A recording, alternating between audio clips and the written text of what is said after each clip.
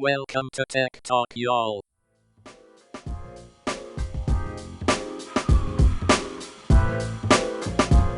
Hi, and welcome to Tech Talk, y'all. Season 11, episode 295. I'm Adam Walker.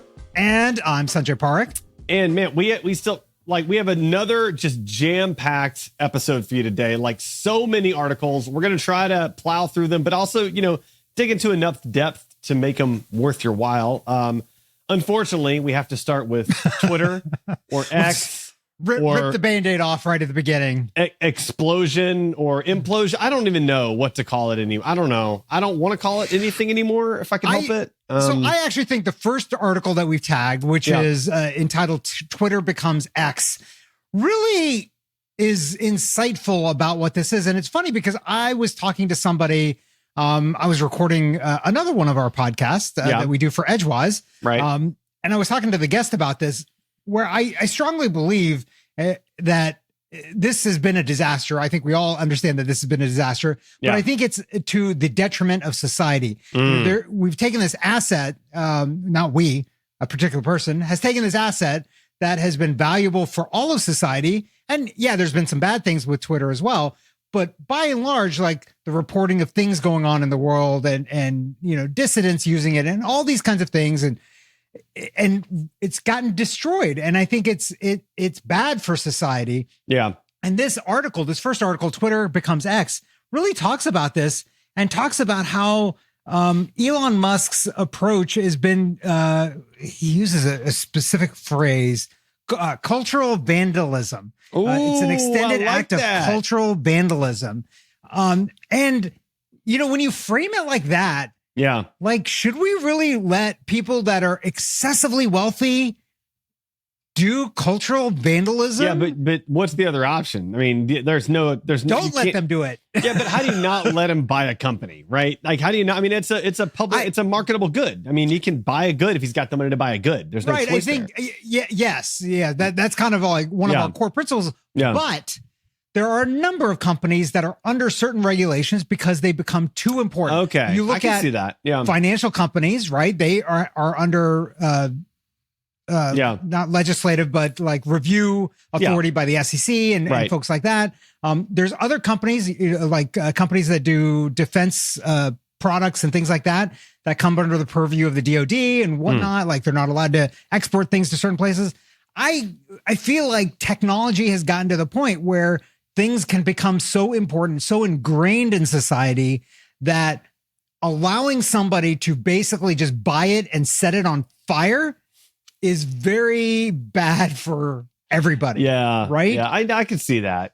Though I think nobody could have expected, no one would have reasonably expected that he would do as poor a job as he has. Like, even Dorsey was like, Elon's the only guy I trust to buy Twitter. And now, like, if you ask Dorsey today, I'm pretty sure he's not going to say that anymore. I don't think that comment aged well. Elon's the only guy I trust to destroy Twitter and turn it into X. Yeah. X is in like a variable placeholder. No. That's the actual thing now. Okay, got it. It is a variable placeholder, and it's asymptotically approaching zero. Right now in that equation.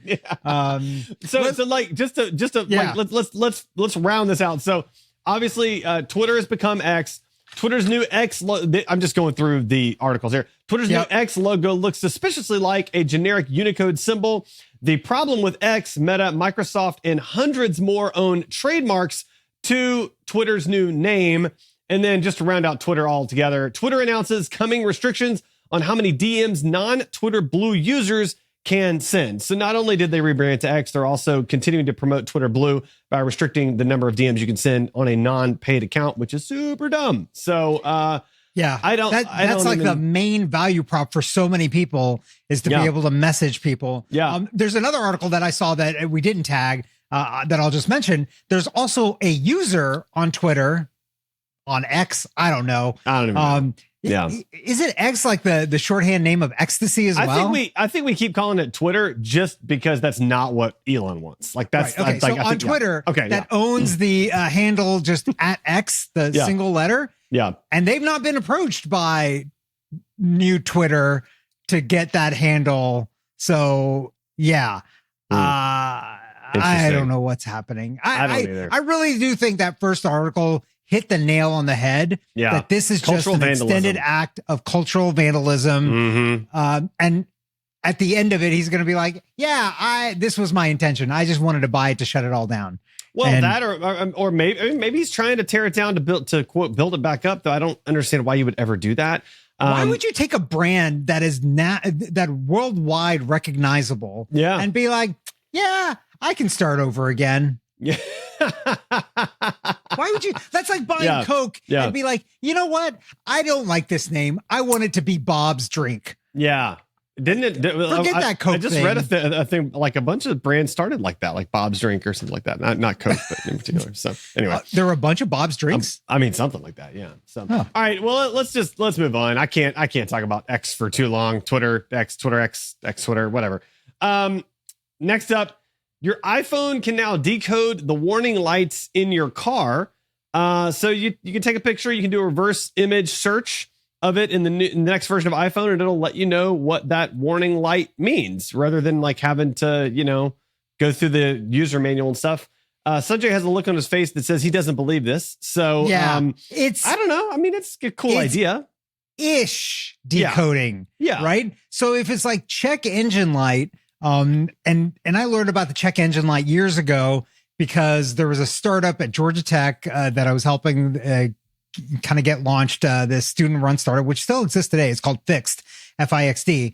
But the check engine light can mean hundreds, if not thousands of issues. Yeah. So Tons. taking a picture of that really doesn't tell you much. Well, but there are specific lights. Like my car has like several different lights so the check engine light's a generic one. But like, there's one that comes up for mine that says like, oh, a light bulb's out, for example. And so, I found that by doing an image search and ended up finding, not with this particular tool, but that's how I found. So I think that there are some that are specific enough to where you can like, oh, I need to do this. And there's other where it's like, oh, I just got to go to the shop. Like that's just the only. Could you not just open up your manual for your car and find that light? Well, I think that's the point is like it might be faster to do it this way. Some people might not have manuals, or maybe you're driving like a rental car or something like that and it doesn't have a manual with you, or maybe I mean, who knows, So I think there's lots of different variations on this, but the rental car thing, maybe. Yeah, it's interesting. Although then at that point, I just call the rental car company and be like, hey, pick up your car and give me another one. Come fix this for me. This is not my problem. So yeah, not my issue. What is also not going to be your problem just yet, because it's not going to be here apparently just yet.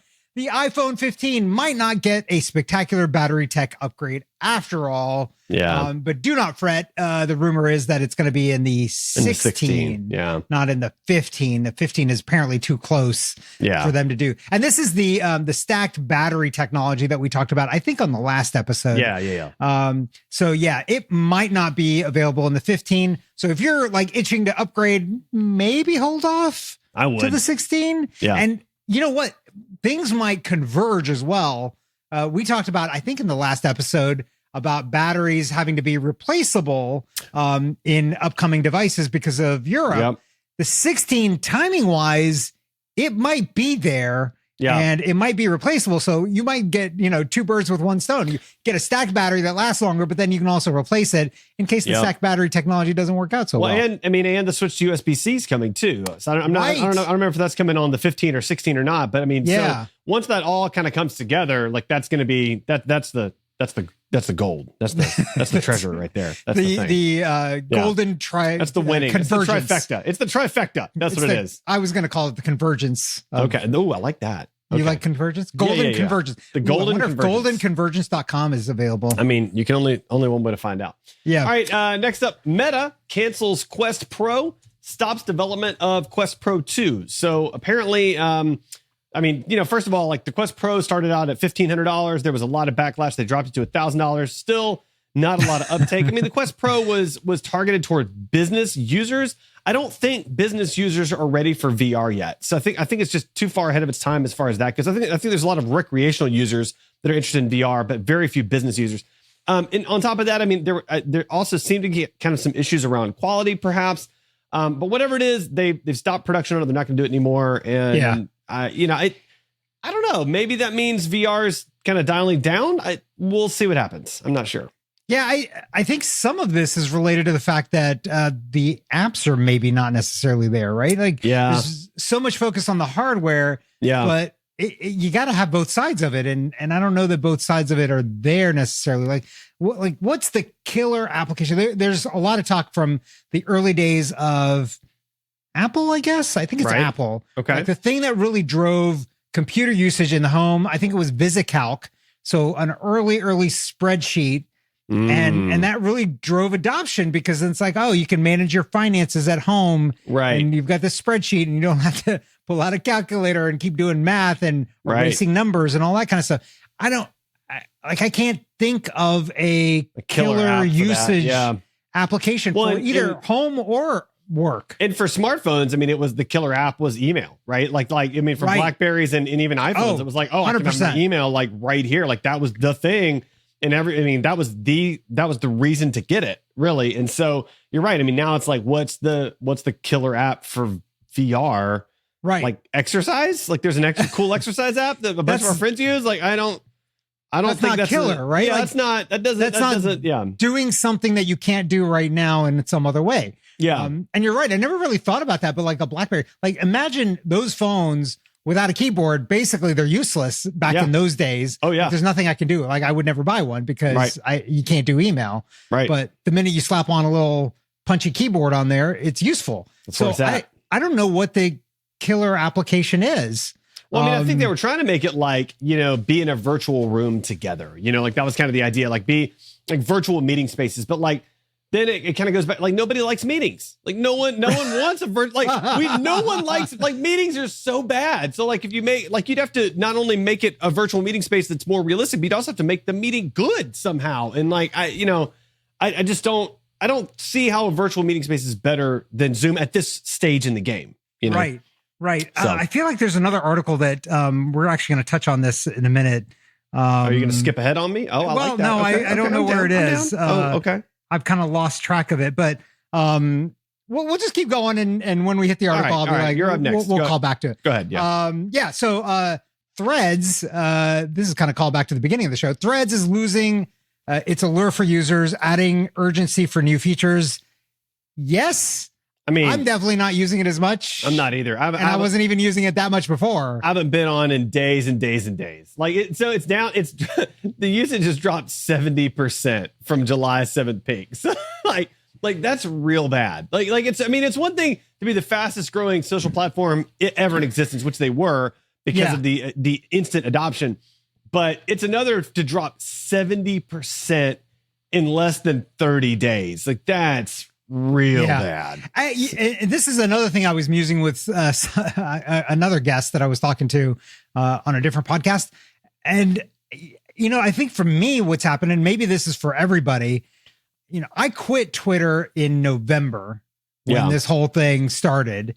And then it was all the way up until basically last month that I wasn't doing anything kind of social media. Yeah. I'm not really on LinkedIn. I'm not really on Facebook. Twitter was my only outlet. So that's like a 6-7 month break that I took. And I think I kind of maybe broke the habit. Yeah. And I'm not getting that habit back again because I don't know. It doesn't add value. Yeah. The functionality of Threads is just not there. Like they were missing so many features that I kind of needed, right? Like I think supposedly I heard that there's a following feed again, but I looked in my app and I don't see it. Maybe that's the iOS version. Right. And so the mass, feed that you get from everybody, it's just too much garbage to me. Yeah, I can see that. And I keep seeing these like posts from certain accounts that I'm like, I really don't care about that. Mm-hmm. And I don't go through the trouble of being like, mute that account or thumb it down or whatever the thing is that you're supposed to do. Yeah. Because it's like, it's just too much work for me. Yeah. I'm like, I'm going to do something else instead. So I think this is the problem. I think they had a good opportunity. They just didn't have the right functionality set at the beginning. And now when they're going to drop, they're going to have to try to claw their way back up. And that is a lot harder to do. It's going to be a tough road. Yeah. Yeah. All right. Next up, we're getting into the AI segment here. We got a lot of AI articles coming at you. It says Scripps Research scientists develop AI tool to track the detailed evolution of viral pandemics. So they might be able to like track different how different things are going to evolve and viruses are going to evolve over time and almost even potentially predict them, I think was what it was saying. Which is they use data from COVID-19 and they were able to predict the outbreaks of new strains before they broke out. Which is pretty awesome. I mean, that's real helpful, all machine learning stuff. So these, there's a few silver linings to the pandemic. Obviously, there was one big giant black cloud, all the people who passed away from the pandemic. But the silver lining is that we've advanced some of our abilities like this, right? And remote work and things like that. But to be able to protect humanity in future pandemics. And so the algorithms that they developed for this may in the future be able to be used for other pandemics to be able to detect these strains. That's great. So it's pretty interesting. There's another story that I didn't tag because it was a little bit too sciencey, but I'm going to mention since we're talking about this, that scientists have discovered a protein that exists. It's a DNA mutation in certain people that they have this certain protein that massively reduces the chances of infection of COVID, and not just of one strain, of all the strains. Really? And so they're thinking that this might actually help us get to a point where we might be able to kind of deal with this and wipe it out. Okay. Even though we've only effectively wiped out one disease, right? Smallpox? Maybe. We're close on polio. I'm not the right person to ask that question. I think we're close on polio. I feel like there's several thousand million other people that would be the right person to ask that question to. I'm really, really far down on that list. That's all. I know we've definitely eradicated smallpox. That was the first one that humanity ever eradicated. Humanity's winning. Okay, got it. Yeah. But I think the second one is, and we're close, there's still some outbreaks happening of polio. Okay. If we were able to do this with COVID-19, that would be potentially the third. Pretty awesome. Second or third, yeah. So, and maybe we'll get this news from an AI chatbot, because in India's AI newsreaders are multilingual, cost-saving, and never tired. Can they replace humans? Yeah, this is a pretty fascinating, AI reading, a fake AI reading the news headlines, on TV, right? In various languages, instantly, and then apparently they would kick over to the discussion panel that were live people, but but the anchor just kind of reporting the news was an AI chatbot, which is pretty cool, right? Yeah. Video. Yeah. So not just a chat, it was full video on television. Yeah. They do some crazy things in places. Well, I didn't realize that I think it said there are 22 official languages in India. And so part of the point was if you're a national news organization this, an AI chatbot means you could basically don't have to have 22 different people reporting this one thing. You can have it automatically roll, which is kind of brilliant, really, if you think about it. So you have a national language in India, Hindi, and then each state has its own state language. Right. And then there's dialects. So if you actually cover all the dialects and stuff, it's well over 1,000. Oh yeah, for sure. So it's kind of like China. China's similar with dialects, not with the state language, but dialects are all over the place. So So things get pretty wonky, pretty quickly there. So okay, well that's cool. Cool new innovation. All right, Apple is already using its chatbot for internal work. So it's got employees using it for various functions. They haven't figured out how to use it externally. We talked about it may be coming, I think, last week, but they're already using it internally, which is cool and interesting. And that's I guess that's all I got to say about that one. Yeah, I think it does show that it's very likely that it's going to be coming for everybody else on Apple products. Yeah. So just a matter of time. Yeah, there you go. Yeah. Next up, Sam Altman's Worldcoin eyeball scanning crypto project launches. I don't understand any of those words. What is this? Did you look at this? I read the article. So apparently, he's got a Worldcoin crypto project. He wants to put free crypto, whatever their Worldcoin, on every single smartphone. And to do that, there's an iris scan to make sure that you're an actual human before it puts it on there, or something weird. So I don't really understand. Is this a crypto play? Is this an AI / prove you're not AI play? I don't really understand the purpose behind it at all. It does not.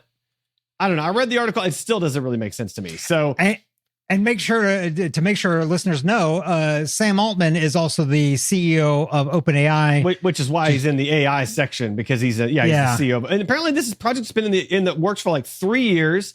So this has been going along. It's got what is it? Andreessen Horowitz is one of the like investors, which is like a huge investing company, right? Or huge venture firm, yeah. Venture firm. So I mean, it's got a ton of backing. Again, I just don't see the practical application or understand what it is they're trying to do here. Here's what I'm worried about. Yeah. You scan your eyeball with this thing, and then they port the information over to ChatGPT, and now the AI robots know who's who and which people to kill. Yeah. So I mean, that's true. Yeah. So they're coming after you. All right. Now we have another segment coming up, which is kind of like new stuff. Like this is the new stuff segment. So we've started, by the way, just for our listeners, like trying to group things into segments just to like, we've always done that, but now we're doing it a little more intentionally. So just for your own listening benefit. So IRS moves forward with a new free file tax return system. Supporters and critics mobilize. So yes. And I don't know. That's cool. But I don't really have an opinion. I mean, this is good. This is good for people. This is great. I love this. Yeah. I mean, I would have been with it, whatever, if these companies that do this stuff hadn't been so, shockingly bad to humans, to citizens for so long. And they spent so much money. I was shocked by the amount of money they spent lobbying. So it was like, let's just see. So Intuit spent $25.6 million lobbying since 2006. H&R Block spent $9.6 million. And it says, in contrast, the NAACP spent $140,000 lobbying, I think, for it.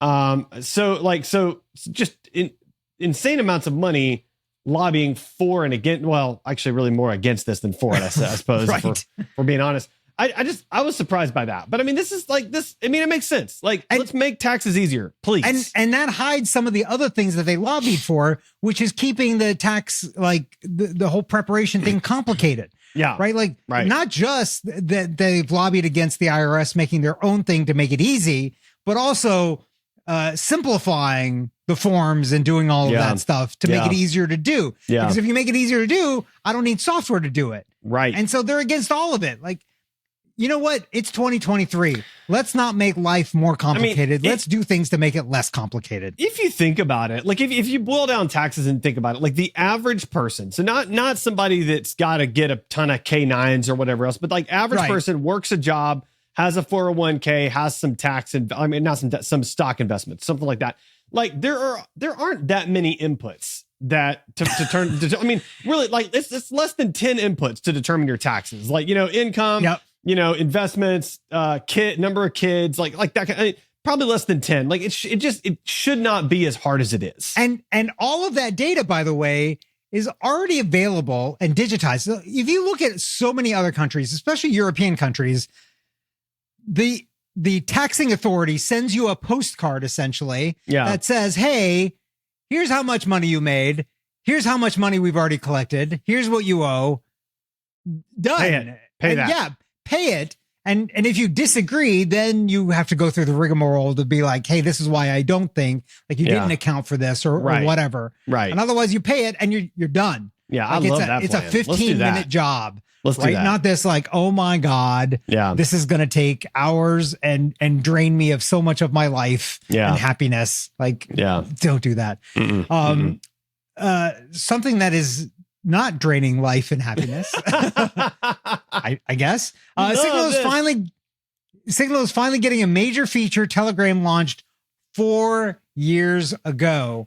And it's, I just noticed this on Signal the other day. It's the ability to send scheduled messages. Yeah.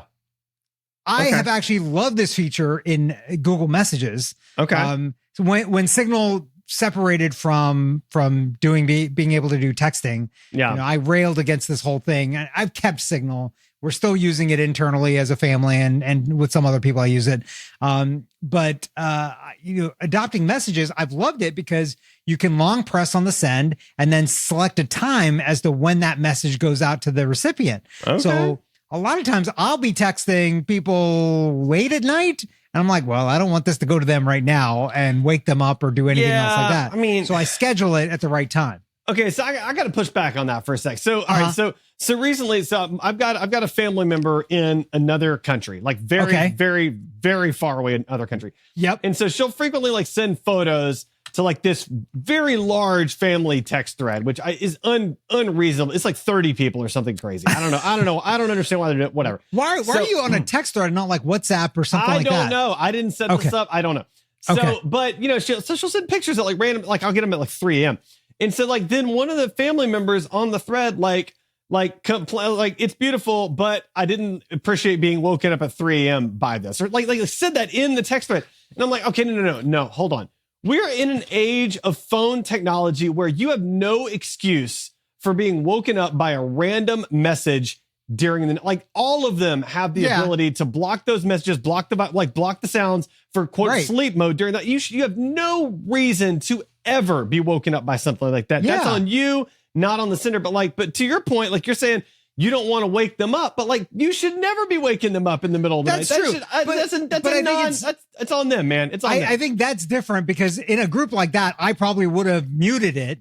Whereas if it's a one-on-one, me and you, like maybe I don't mute that because I'm not expecting you to message me. Yeah, but like you should have your phone set up to like mute everything except for like the most important people in your life during the middle of the night, right? Maybe, but not everybody is technologically advanced. Here's the other use case that I use for this as well. There's a YouTube that'll walk them through that in 3 minutes. Don't even give me the not everyone is technological. That's a lame excuse. That's all right, go ahead. I think you need to go with me to certain places and talk to certain people, and they don't understand.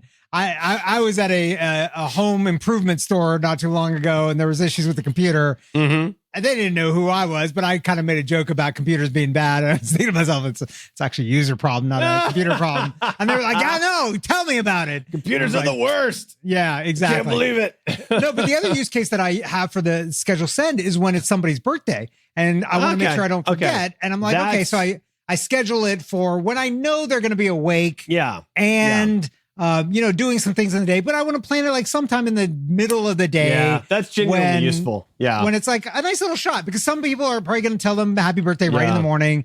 Well, nobody might tell you in the middle of the day. So it's nice to get that little shot in the middle of the day. I can see one other use where this would be really helpful. And then I'll let us move on. So I had a buddy the other day that I knew was going to have, he had 12 hours worth of very difficult meetings, like just, and so I made a note to myself to try to text him a funny meme in between each meeting, just to kind of lighten the mood a little bit. So like I had to set a timer for like the next hour and the next hour, like over and over and over again. It would have been really nice to just schedule all of them at one time. Schedule it all up. So that would have been a really good use case for it right there. So, I mean, it's pretty unusual, but a use case. So, all right. Yeah. Now I think I figured out that I need to schedule memes that go to you every hour for like days on end. I'm totally up for that. So I'm going to start working on that. All right. I'm glad you have that kind of time. All right. Next article, exotic new silicon-based speakers are coming to next generation earbuds. So apparently these are totally different, solid state, which is like speakers have never been able to be solid state before. Much smaller, I think, like significantly smaller, and incredibly high fidelity. Is that correct? Yeah. So these are there's a material. It's a effect called the piezoelectric effect. Electrical engineer, right? Yeah, I know that's what you're thinking, but. As an electrical engineer, we learned about this and vibrating materials based on applying a current to those materials. And speakers like this have been made in the past because I know I've taken apart speakers like this in the past. But this is even smaller and they're completely solid state piezoelectric effect speakers. So these will work on the higher frequencies. They don't work as well on low frequencies yet. So if you're all about that bass, it's not going to work for you. It's not all about that bass yet. Okay. But this is the story that I was thinking about as a callback to the VR thing we were talking about before. Buried in this article, they talk about how this actually could eventually be used for things like VR gloves to create feeling. So like haptics in the haptic feeling, like pushing back on your hands so that you actually feel things in virtual reality. And so, maybe with some of these developments like this, we get to the point where VR actually does make sense because it's not just a visual interaction. It's actually a full on physical interaction as well. So like that. This is pretty interesting. These earbuds are kind of fascinating. I'm looking forward to trying something like this out. And I wonder if it's going to affect other things as well. Like you think about cars and how much wiring and space speakers take up. Yeah. And you might be able to save a lot of space and thereby money by having simpler installs of speakers. So yeah, that's great. There you go. Love it. Well, TikTok is now getting on the bandwagon like everybody else. And so in a minute, I'm sure they're going to lose 70% of their users, but TikTok is adding support for text posts. And no one cares. Like that's no one cares. I read that and I was like, and then in the article it said, and they recently added support for photos. And I was like, really? Because I've been in that app a whole lot and I've never once seen a photo. Like not even one time. Not at all. So like okay. This is like, that's fine. Look, know what you are and don't try to be all the other things. That's it, man. Just own it, man. If you're the short form video, own short form video. It'd be done with it. You don't need all that other stuff. You're good. I don't know why they're not spending more time. Like make the short form video better. You're already winning. Instead of being like, you know what? Let's make stills of short form video. Yeah. Like, no, that nobody asked for that. No one wants that. Nobody wants that. So which users asked for that on the app? It's like when I don't even use TikTok and I know nobody asked for that. It's like when Instagram went from its normal scrolling to like TikTok style scrolling and everybody freaked out. It was like, this is the worst. And like, yeah, just be you, man. Just do you, be you. You're fine. You're fine. Just be you. So anyway, all right. Last up in this segment, a battle of rickshaw apps shows the promise of India's digital stack. So apparently like getting a rickshaw is really difficult in India. Yes, it is. But it is. But there's like tons and tons of like tens of thousands of rides like a day. And so now there's an app, like there are a battle for apps to interact directly with the rickshaw riders instead of having a third party that kind of siphons off some money. Yeah. And I guess that's better for the drivers. Well, so this article was interesting to me for another reason. First of all, it's not just tens of thousands in some cities like Bombay, probably, hundreds, if not millions of rides per day. Yeah. Just because of the massive population there and people needing to get around. What was interesting to me is, so this is actually a progression of stuff that has happened in India. They devalued some of their larger bills. They moved on to a digital currency platform.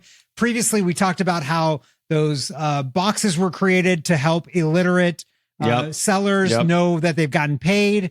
And now you're starting to see this where basically the middle person, the person skimming money like we have here, is eliminated from the financial interactions. And it's giving the rise to apps like this that are helping improve accessibility, improve payments to these people.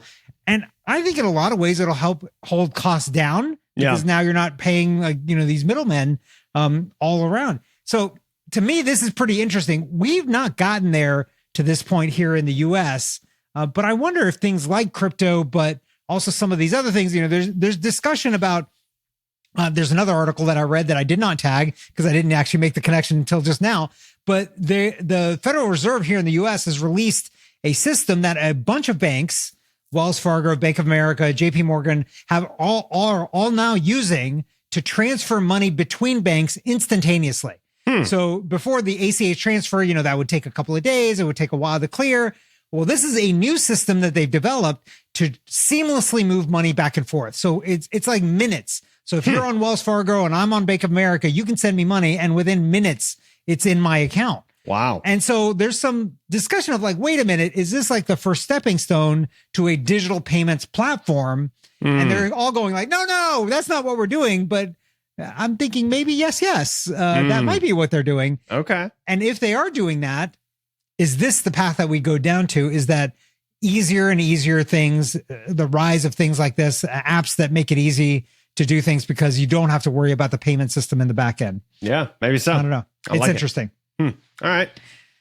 Next up, Amazon says it'll ditch plastic padded mailers, and I am celebrating because those things are a pain to open. Well, I mean, and not only that, but like we don't need them. Like you can use cardboard, like you can use renewable resources. And and it kind of makes me wonder, I was thinking about this as I read this article today, like, did they not see this coming? Like, you know what I'm saying? Like how did they not see, oh, hey, let's do some plastic, padded mailers. They're great for packages, but they're obviously terrible for the environment. Let's just use those millions of times over. Like, how do they not see this coming? You know what I mean? Like this is, I'll tell you what this is. This is an optimization of costs. And not thinking about the second order cost of humanity. This is just like the top story, of this episode of letting somebody burn something down that is good for society, right? Like this is the oh gosh, what is that phrase? It's cultural vandalism. Tragedy of the commons. Okay, gotcha. Not cultural vandalism. Tragedy of the commons, right? So there's a common thing, which is the planet, the climate, and nobody has to really pay for it. So people just kind of dump on it.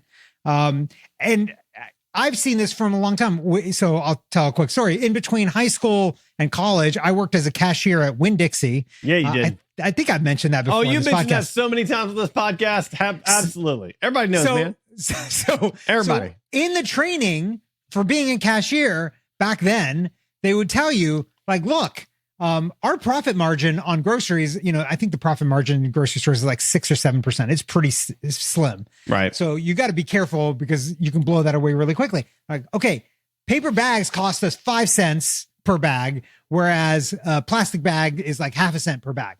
So use the plastic bags unless a customer specifically asks for paper bags. Right. So that was your mandate because that eats into your profit margin. You spend 5 cents on that bag. It's like, well, you got to sell at least $1 worth of stuff to pay back just that bag. And then you're starting to make money. Whereas the other one, it's almost nothing. Right. So I think that's the problem that has been plagued with some of this stuff. And we haven't done a good job of increasing the cost. And some states have done that. They banned plastic bags or they've made plastic bags cost money. Yeah. Right. So you have to charge the consumer like 5 cents a bag. Yeah. And people are like, well, I don't want to pay 5 cents a bag. And so usage drops because of that. So hopefully this will happen with Amazon as well. I think plastic mailers go away. All right. Last up before Weird and Wacky, Reddit takes control of popular subreddit that protested API changes. So this, harkens back to the subreddits that shut down in protest over Reddit's API charging exorbitant amounts and putting a bunch of third-party apps out of business. And basically they just took over control, took away control from those moderators, took over control, reopened the platform, reopened those Reddits, our subreddits, and they're going about their day, I suppose. This feels to me like a bad idea, but I don't know. What do you think? Yeah, first of all, I didn't know some of these subreddits were so huge. Large. They're huge, yeah. Like /male fashion advice, which clearly I needed to be a part of, is 5.4 million subscribers. Yeah, but before you need to be a part of that, you have to care, and I don't think either of us really does. So I think we're okay. Yeah. So there needs to be. We need to start another subreddit. Care about male fashion advice. We'll get like 50 million in there. Help me care about male fashion advice. Help me care about male fashion advice. I want to care about male fashion. Anyway, yeah. So, but I don't. But there's a bunch of others that just millions of people and really. Yeah. I don't know. Anyway, I mean, people have a lot of time. I guess from Reddit's perspective, like they don't want all of the followers or subscribers to these subreddits to not have their content or not having access to their content. And so they're overriding the moderators. So on that side, like, okay, maybe I see that seems like a good idea. On the other side, it kind of feels like you're taking what is kind of a very public, very like kind of almost decentralized-ish sort of thing and saying, no, we own this. We're going to do what we want with it. Forget all of you people. So it feels a little authoritarian to me too. You know what I mean? I mean, it is their platform. Yeah. They do get to do whatever they want on it. It's their playground. They can kick you off of it if they want to. Yeah. So, yeah. Anyway. All right. Time for the Weird and Wacky segment. Abominable Snowman. He's not an axe One murderer. of the TAs turned out to be a bot. We've got one article for you this time in Weird and Wacky, which is probably good because you guys are probably tired of all the other articles we've been slinging at you so far. A lot. We told you there was a lot. Yeah, we warned you. Scientists stunned as cracked metal heals itself before their eyes. Yeah. It's not totally before their eyes. It was in a vacuum, but the material was not under pressure. There was no added energy into it. It was just in a vacuum. And apparently it just had this micro crack or nano crack in it. Right. They were testing fatigue of materials to understand how and why cracks happen and how to prevent them. Right. And apparently this little crack just healed itself. Okay. To me, this kind of felt like wait a minute, are we in the Matrix? This is like the deja vu cat. Going by twice. Like somebody just like misprogrammed this or something, and it just healed itself. And they're like, whoops, that wasn't supposed to happen. So, all right. So you mentioned the Matrix, and I'll just note this really fast because I stumbled across it the other day. Apparently, there are influencers out there that make a living by streaming for like 6 or 8 hours a day. And during that time, they're acting like they're NPCs, which are non-playable characters in a video game. And so like they'll do like weird stuff or like say things in kind of like an awkward way that like an NPC, like, bananas, I like this. And like eat a banana, like very robot. Like it's very strange. So like, that's a very like Matrix-y sort of thing, you know, like that's what made me think about it. So why like, would you even want to do that? I don't know. There was even one where this girl was like walking down the street or something and appeared to just like freeze in like mid stride and then like stayed there for like 5 seconds and then started going like it was a glitch. Like, I mean, just so it's so weird. So I don't know why I said that, but I just thought I would share that with you. We might be in the Matrix. Tech wreck, time to get your tech wreck. Tech wreck, chicky, tech wreck. Time to get your tech wreck. Okay, Adam, it's tech wreck time. What do you have for us this week? All right, so there's this old joke, right? Which is, do you want to know how to tell if you're swimming near a shark?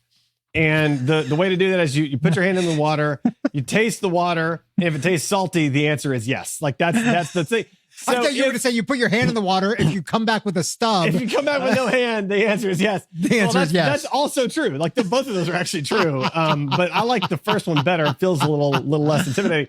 But so this particular tech wreck will continue to further terrify you, basically. So it's called it's how do you pronounce that? Church?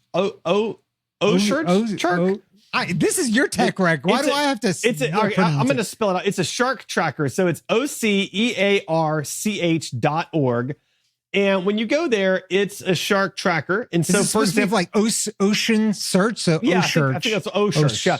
So let's say, like, for example, I've vacationed before around the Gulf of Mexico. So I'm just I see there's 19 sharks around the Gulf of Mexico right now. And then it's like, oh, okay, well, there's 2 sharks really close to where I've vacationed before. So I can click on those sharks. And I can see, now I can see where the shark is and if it's near where I was, which it wasn't, thankfully. And then I can click on the shark and then I can actually see its path tracked all along the coastline. And look, it actually appears to swim very near where I've vacationed before. So I can now see physical evidence or digital evidence that there was a physical shark very near where I have vacationed before. So if you want to be terrified when you go into the water in the ocean, you can go track the sharks and see that, they've been near you, in fact. Okay, so here's the thing I don't like about this. They've named these sharks, and the names are not like appropriate to me. Miss Lily, that does not convey the Gina, really? Yeah. Or Joseph. There's one called Gladdy. I'm looking at one called Gladdy. He's a white shark. Oh, I assume that's Frosty. Okay, yeah. Whoever's naming there's Bob. I see Bob. Okay, no. The only acceptable names are "Death is coming," or "I'm gonna eat you," or "Prepare to have no limbs." Like those are appropriate names. Bob, that is not an appropriate name for a shark. I think Penny. That's another shark.